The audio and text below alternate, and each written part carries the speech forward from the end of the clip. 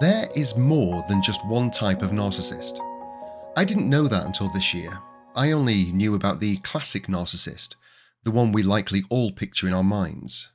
The arrogant, self-loving, self-gratulating person with the sense of entitlement. But as I discovered, this is just one of 5 types of narcissism, and I know a few people in my life who fit the criteria. This is Refracted World. As it is currently Mental Health Awareness Week here in the UK, I wanted to cover a topic that I don't think many of us understand, or indeed know how to recognise. I certainly didn't, and now I can. I've been able to connect so many pieces of my past. Before, it was always a jumble of confusion and uncertainty, but now things are becoming increasingly clearer, for good and for bad. I'm going to be completely honest with you here. I have really struggled with this episode. It is one of the most emotional I've ever had to research, as the subject matter is so raw for me in my life right now. I've debated for many weeks whether to write it or not, and now, even as I'm reading this script, I still don't know whether or not I will release it. The reason for this is because there is one person who I shall not name, who has been a big part of my life for a very long time, who I now recognise as having all the traits of one particular type of narcissism. Over the years, even before I was aware of any of this, I have tried to reason with this person. I have tried to explain what they're doing is damaging to those around them, and I have spent extended periods unable to speak to this person, as nothing I say or do has ever had any effect on them, but has had profound and damaging effects on me. Yet I didn't know they were a narcissist until I came across a podcast called The School of Greatness. You can listen to it yourself or even watch the video on YouTube. It's totally free. In February, they interviewed Dr. Rami Durisilla, who is a clinical psychologist and an expert on narcissism.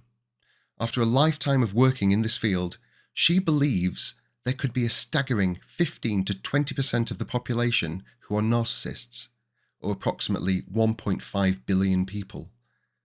Since listening to the podcast, I have done extensive research into this mental illness. There are disagreements in the field about exactly how many types there could be, but for this episode, I will focus on the top 5 types of narcissism. The first is the overt narcissist, also known as the classic or grandiose narcissist. It's likely the one you think about when we associate people with this condition. They may come across as outgoing, arrogant, entitled, overbearing, exploitative, competitive, lacking empathy, with an exaggerated self-image and the need to be praised and admired. An overt narcissist may have all or just some of these traits.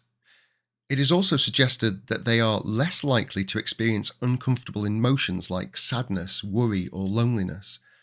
They may overestimate their own abilities and inflate their intelligence. A study in 2018 also suggests they may overestimate their own emotional intelligence. You may believe you know someone like this. I know I do. There are at least 2 people I knew who showed the majority of these signs, and I was forced to shut them out of my life. It was upsetting then, and it's still upsetting now, even after a decade. But I doubt they think of me very much, if at all. I can also honestly say that I can see my younger self in some of these traits. In my childhood, I was withdrawn, introverted, and depressed most of the time. But in my late teens, early 20s, I felt invincible. For a few short years, my focus was very much on myself. Looking back, I barely recognized the person I was, and maybe a lot of people starting out in adult life may go through this brief stage whilst discovering who they are. The second type I want to mention is the antagonistic narcissist.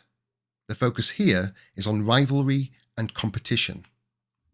Some features of the antagonistic are arrogance, a tendency to take advantage of others, a tendency to compete with others, and disagreeable or proneness to arguing. The antagonistic are also reported to be less likely to forgive or have lower levels of trust in others, according to a 2019 study. Thankfully, I don't know anyone like this in my life. I try and choose friends who get along with almost everyone. I don't particularly like gossip, I don't like manipulation, and I hate arrogance, and so I try to steer well clear of these people, as I believe most of us do. The third type is the communal narcissist. This is usually seen as the opposite of antagonistic. Traits to look out for include those who become easily morally outraged, describe themselves as empathetic and generous, and react strongly to things they see unfair. All of these traits seem good from the outset, but what makes them different from well-meaning people is the underlying motives of their actions. They are ego-driven. They may come across as selfless, but internally they are only doing everything for praise and adoration. People with communal narcissism place themselves at the forefront of social causes or communities, usually as the leader or the face of a movement. And it can be extremely difficult to discover their true motives until it's too late. I'm sure we can already picture celebrities or famous figures who definitely fit this criteria. And I've spent a long time thinking about this particular condition. And when I first started reading the notes, I actually thought maybe this could be beneficial for the wider community. I mean, communal narcissists may be doing things for the wrong reasons, but they must get results, which surely help a lot more people besides them. They can put themselves forward without fear, lapping up the praise for themselves, and being able to brush off or simply ignore the hate. I would love that. It sounds like a superpower. But then you read deeper into the research, and in the long run, the only person who will ever benefit is the narcissist. Because to them, the cause actually doesn't matter. They will head up whatever is popular at the time, the one that can benefit them the most. And with charm and charisma, they can make anything seem like a worthy cause. But what can appear to be a campaign for the greater good may actually turn out to be something nefarious. And if all goes sour, the narcissist can ride out the attention and adoration they've received and simply move on to the next cause. But for every communal narcissist, there are many more people in the world who do a lot of good, and yet you'll likely never know about it or even know who they are. And we can all do something to help the world, from donating and even volunteering our time to a good cause. But that doesn't mean that those in the spotlight are all narcissists. Even at the highest estimate, there is still 80% of the world who aren't affected by this condition. Most of us do good because it's the right thing to do. The fourth trait is the malignant narcissist. This is one of, if not the, most severe cases of narcissism. It can cause the most problems for the person living with it and those around them. Think of them as an extreme version of the overt narcissist. They may have a strong need for praise and to feel superior than everyone else. They may also be vindictive, with lack of empathy. They could be sadistic or even enjoy being hurt. They could be aggressive and extremely paranoid or worried about potential threats. A malignant could also share traits with people with the antisocial personality disorder. They could be dangerous and/or more likely to commit crimes and abuse substances. People with this condition may have a hard time reducing anxiety and struggle to function in day-to-day life. And then we get to the final narcissist of the five. When Dr. Romani talked about this, and I saw that 1-minute clip on TikTok, I cried. As she explained the condition, every single trait was as if she were describing a certain person in my life. Everything. The condition is called covert narcissism, sometimes known as the closet or vulnerable narcissist. I'm going to read out what psychcentral.com says about this. While many people think of narcissism as loud and overbearing, people with covert narcissism don't fit this pattern. Instead, some common traits of someone with covert narcissism include expressions of low self-esteem, higher likelihood of experiencing anxiety, depression, and shame, introversion, insecurity or low confidence, defensiveness, avoidance, a tendency to feel or play the victim. While someone with covert narcissism will be very self-focused, this is likely to conflict with a deep fear or sense of not being enough. A study on personality and covert narcissism, published in 2017, found that it was most strongly linked to high neuroticism and disagreeableness. Someone with covert narcissism is likely to have a hard time accepting criticism. But unlike a person with overt narcissism, someone with covert may be more likely to internalize or take in criticism more harshly than it was intended. Research also suggests that the categories of covert and overt aren't always mutually exclusive. In other words, someone with overt narcissism might go through a period where they show more signs of covert narcissism, and vice versa. On the podcast, the doctor goes into a little more detail, talking about the sullenness, the petulance, and the aggression. They live in fantasies of the great things they will do, but they never achieve them. And when they don't, they blame everyone else around them and make themselves look like a victim. They prefer to garner sympathy from those around them instead of creating anything positive or with purpose. Anyone who disagrees with them is aggressively pushed away and instantly becomes a target. A private conversation or argument could be broadcast on social media. A heated text exchange could be shared with their friends. And the smallest of problems or issues could be dramatically blown up for their own amusement. They turn around every situation to always make themselves look continually like the victim, regardless of who else gets hurt as a result of their actions. And of course, they can counter-argue everything. But with that comes the lies and misinformation. And if you challenge their lies with facts, they never apologize. They will always continue to repeat their lies. Their stubbornness, arrogance, and total lack of empathy makes it extremely difficult to have any kind of relationship with this person, and yet many of us persist for years in the hopes they will change. But like most conditions, untreated, they will only get worse. When it comes to mental illnesses, most of us are pretty clueless. The human brain is unbelievably complex, and it's only in recent years science has been able to give us some insight into the answers and definitions of what's going on. And this is why, until hearing the podcast in February, I had no idea why this person in my life was the way they are. And I had been going through a really rough time for almost 2 years, as this person in my life was in a constant battle with someone else in both of our lives. And I was the one stamping out all the fires between them. I was the one trying to keep balance and having to bite my tongue, because people argue all the time and they say things in the wrong way or what they don't really mean in the heat of the moment. We all do this. But these arguments just kept pulling me back in. I was having sleepless nights, but then I'd wake up in the morning to text arguments between them that they would ask me to sort out through the day, only to receive late-night phone calls from them. I brokered peace, and it would be shattered, so I did it again and again. I spent months talking to the person in my life, explaining the situation in every conceivable way I could.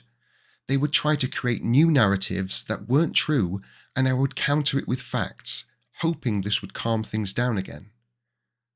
But the person in my life then went and did something I couldn't fix. They fatally damaged the relationship with the other person, even though they knew they were in the wrong. Even after I begged them not to do it, they did it anyway and proceeded to tell everyone they were the victim. It was this time when I found the clip promoting the podcast. Well, actually, it found me. I hadn't been looking for it. It just appeared on a swipe on my TikTok feed. And it perfectly described this person in my life. When I spoke to them, I couldn't hold back my anger and frustration anymore. I'd been keeping in all my emotions buried so far deep down, it just exploded out of me. Them hurting someone close to me, close to us, for their own gratification was the final straw. I told them they were the villain. they had caused this pain and suffering, and also told them about the video clip and that I believed they were a covert narcissist. I sent them the clip and asked them to watch it and to make an appointment to see a therapist. Weeks went by. When they finally called, they told me they didn't believe they were a narcissist and wouldn't be seeing a therapist. I was so angry and upset, but also disappointed. I said I couldn't speak to them again until they'd seen a therapist. And that was 2 months ago. I don't believe this person has or will ever see a therapist. And sadly, I think that gives me my answer. I have known this person for many, many years. We were close once, and I have always been honest with them. They know I would never lie or take sides, and I would always do my research before saying anything like this. For them to shut me down and not seek a therapist, even just to try and prove me wrong, suggests that they already knew what they were. And that is more heartbreaking than when I first discovered the podcast. I cried because I didn't think they knew. I cried for them and for my younger self. Just how different could our lives have been if they had been diagnosed and helped decades ago? But now, I believe they do know, and they simply don't care. There is treatment available in the form of therapy, but getting a narcissist to admit they have a condition and seek treatment is a very different story. If you are lucky enough for them to hear you and see a therapist, they could then work on their issues, deal with past trauma, improve their relationships, and develop a greater sense of empathy. I have been in therapy on and off for 20 years, and when talking about this person in my life, at least 3 of my therapists had suggested they were a narcissist. But I discounted this because the person in my life didn't fit the classic version we all think of, and therefore, to me, they couldn't be. But now I know my therapists were right. And if this could help me recognize a narcissist, perhaps it can do the same for you. But trust me, it isn't easy to come to terms with, and it will not be easy to talk to them about it. Over the past few months, I have read many articles and watched many videos on the subject. All of them advise to stay away from a narcissist, cut them off, and protect yourself so they cannot damage you or your life anymore. And yet, this in itself is an extremely difficult thing to do, especially when you're an emotional person like me. I'm the opposite of a narcissist. I'm empathetic. I'm full of self-doubt, making me question if what I'm doing is the right thing. And I genuinely want to help them. I want to give them a chance to change and better themselves. Over the years, I've thought I'd been close to achieving that, only for them to double down at the last minute. And the older they have gotten, the worse they've become. How can anyone derive pleasure from hurting those close to them and then twist the narrative to make themselves seem like the victim? I can't answer that. For now, I feel really drained. This has affected me so much. I have been damaged enough throughout my life, and now I need to look after myself, the people I love, and my own mental health. I have done everything in my power to help this person, but they have pushed it away every single time, and I am through letting them hurt me anymore. I don't know if they'll listen to this podcast, but I keep hoping that maybe this time they'll hear me, actually hear what I'm saying, and understand. I'm showing all of the cards. I'm laying out all of the evidence, all of my fears, emotions, wants, and wishes. I would love to have a healthy relationship with this person, but they need to recognize that it hasn't been that for a very long time. Look, I don't have a medical degree. These are just my thoughts from my research. But a therapist will be able to help them. All they have to do is make an appointment and see them. Narcissism is a lot more complex and nuanced than I ever realised. It comes in many shapes and sizes and has the power to ruin a lot of lives. But with knowledge comes power and choices you didn't have before. Because once you do recognise it, you then have the tools needed to move forward with your own life in a direction that wasn't made available to you before. All 5 of the types I've talked about today are damaging in different ways. Not just for the person living with it, but for those around them. At the heart of it, though, a narcissist only ever does things for themselves. They are the one and only focus in their life, no matter how they present themselves to the world. Some will be easier to recognise than others, as we've seen from early in the episode. And some may not even know they are narcissists. If you suspect someone you know, love, or even live with has this condition, there is a wealth of information online to start your research. Narcissism is a destructive mental illness for all involved, but help is out there. A lot of my own research for this episode came from the School of Greatness podcast, Dr. Romany's book It's Not You, and the websites psychcentral.com and verywellhealth.com. Many of us are dealing with, or at least know someone dealing with, mental health issues, not just when it's Mental Health Week, but every single day. Personally, I have struggled with depression all of my life, and know how useful it is to talk to someone, either a professional therapist or just a friend. Our brains are the most important part of us. They are us, and yet we look after our nails more than we do our minds.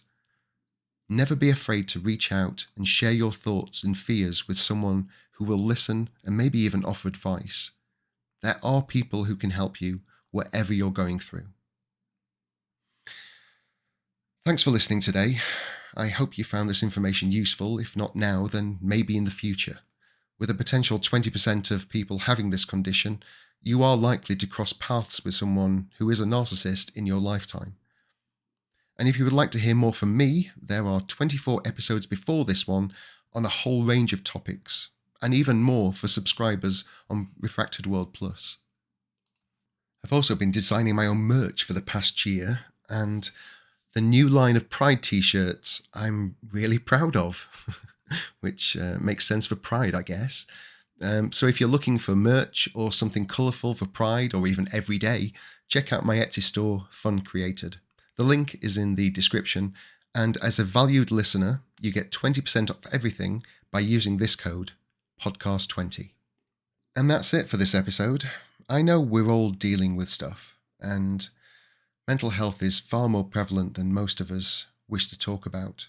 But I think it's good for us to talk about it and open up more about mental health, because I think we all suffer with it at some point in our lives, and some of us all of our lives. So just be kind to each other and kind to yourself. I'll be back next week with a brand new episode. Until then, goodbye and take care, everyone.